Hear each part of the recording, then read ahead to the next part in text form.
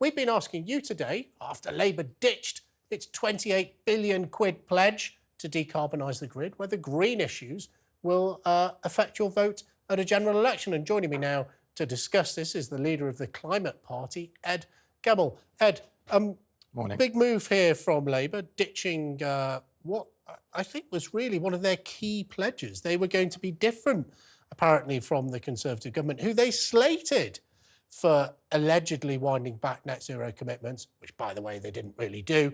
But anyway, what does this say about Labour, who, if the opinion polls are going to be believed, might be our next government later this year? I mean, look, in terms of leadership, gutless, clueless, not ambitious and spineless. I mean, I absolutely can't believe it. And who's in charge? You know, as I was walking in here today, look, I fell over some of these shoes coming in. So I think I got some of Keir Starmer's shoes as I came in, and I fell over them at the door. The problem is there was another pair of them next to us. There's some bother boots, and I'm absolutely sure they were Rachel Reeves' size, and I'm absolutely sure she's in charge in that central bit. So at the moment, we've got a risk-averse accountant in charge, when actually what we should be doing, and you won't want to hear this, is massively ramping up this investment. Not the 28 billion. Let's get serious. You know, during COVID, we had about 12% of our GDP that we put in getting through it. We had to do it, agreed.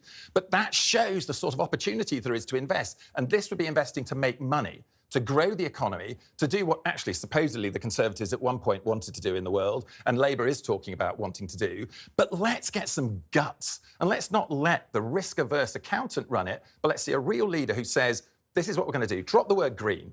Rubbish. You know, it's not about being green.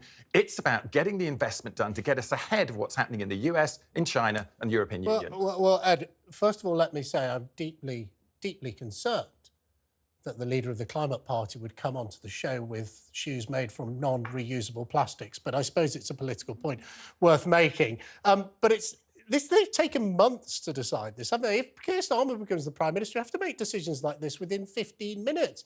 But he sits there in a little room with Sue Gray. Yes, remember her, the person who brought down Boris, amongst others, with Sue Gray, Rachel Reeves, Ed Miliband, worrying about this for 18 months.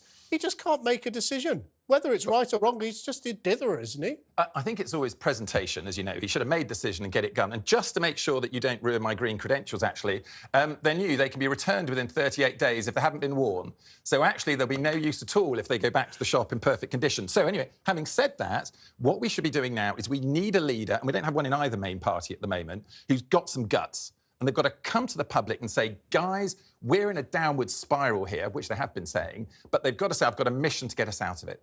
And the mission to get us out of it is clearly dealing with climate change, with 87% of the world's GDP now under net zero targets. That's the direction of travel.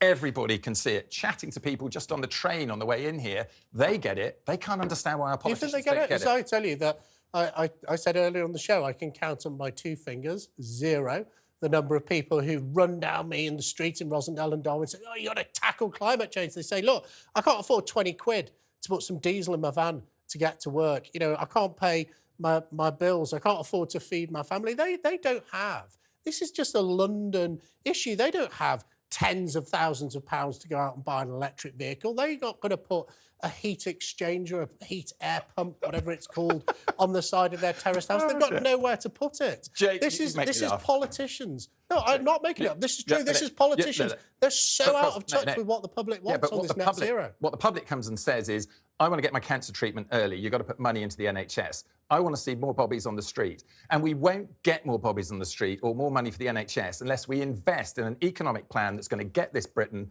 out of the doldrums that it's in.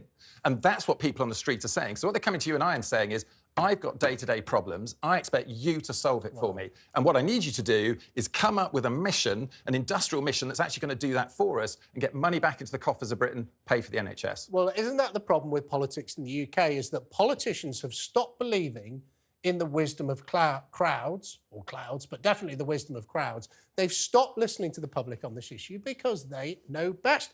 But I tell you, where we haven't stopped listening to the views of the public, it's here on talkTV, and that's why we are so pleased to have a caller called Nikki. Thank you. Nikki from Norfolk. Sorry, Nikki from Norfolk. My auto cue decided to have a day off. Maybe that's the climate crisis here in the studio. Nikki, thank you for joining us here. What do you think of what you've heard from Ed there? Not a lot, actually.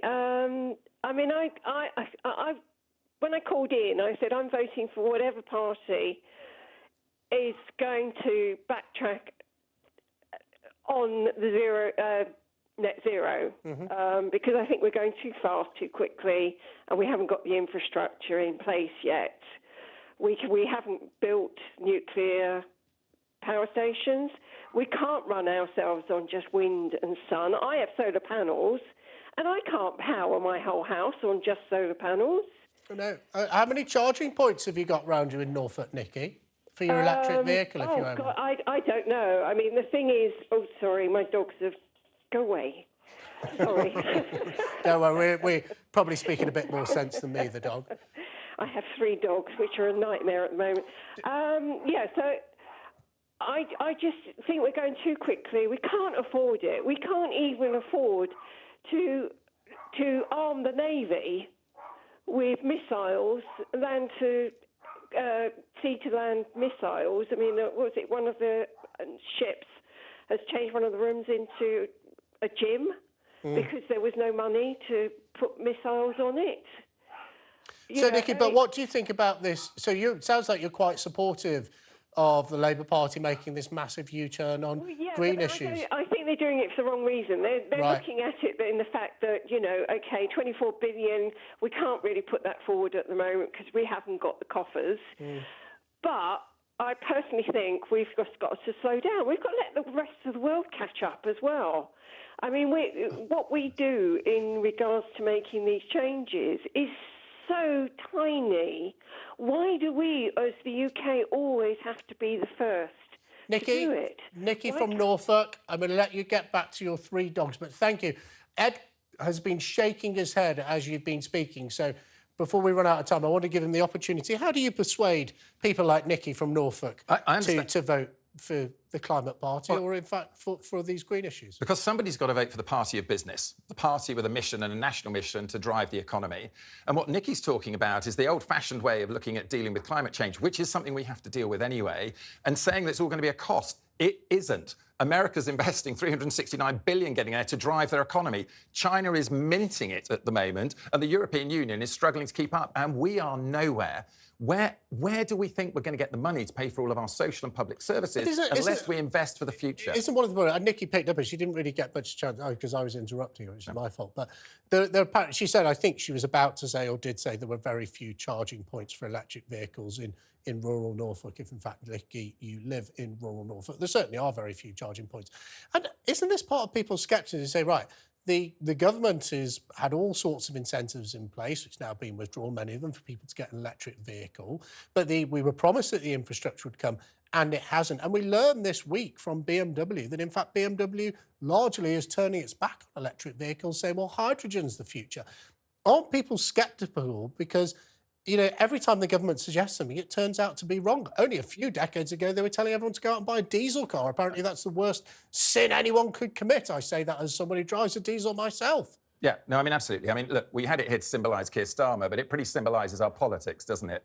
Is we need certainty. Doesn't it symbolise this whole green agenda? We're told to do one thing one week, next week it's something else. You're expecting real people to spend their own cash on, an air source heat pump for their house. In 5 years' time, how do we know it's not going to be a hydrogen heating boiler? No, I think it all changes all the time. That's why people are sceptical.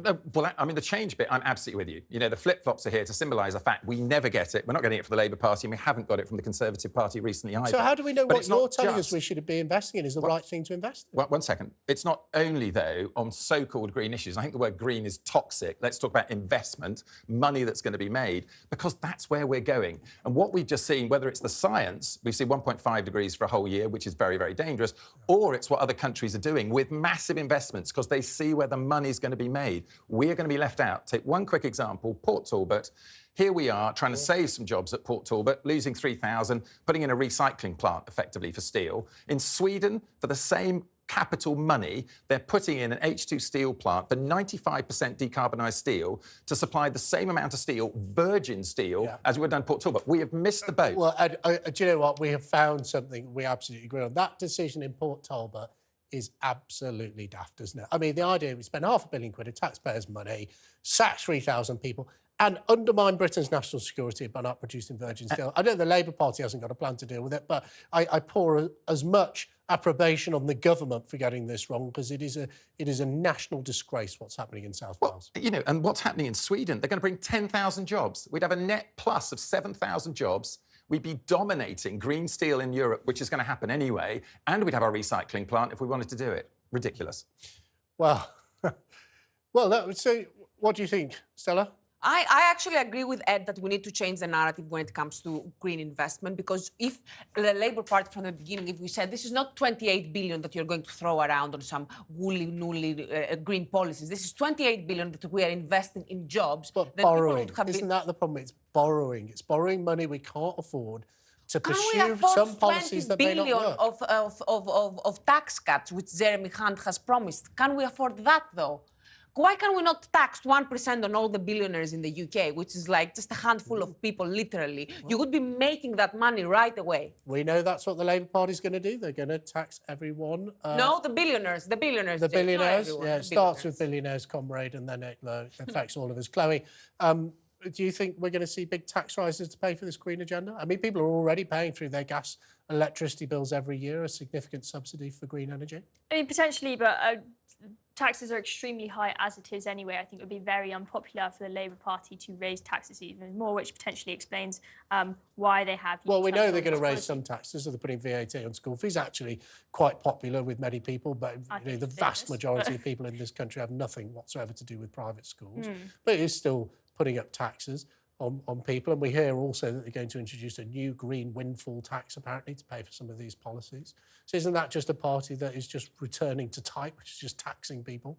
Yeah, and I think that taxing people to pay for this is a very sort of short-term, anti-business kind of strategy. I like that Ed has brought the business angle to this, and you see it as an investment. Now, I don't think that we should throw endless amounts of money at this, but I think it's important to point out that investing in renewable energies is not just a sunk cost over the long term. Even if you don't care about the environment at all, investing in renewables is going to be more profitable to you as an investor. Yeah. But what I think is sad is how nuance has gone out of the debate on both sides. So the Tata Steel works. Closing that down was sort of a very sort of one-sided way of, we shouldn't invest in any non-renewables at all anymore. Wrong decision. Oil and gas licenses being renewed is even in line with our net zero commitments, but people think, if we have any non-renewables, we don't care about the climate. It's a shame the quality of debate has declined on this issue.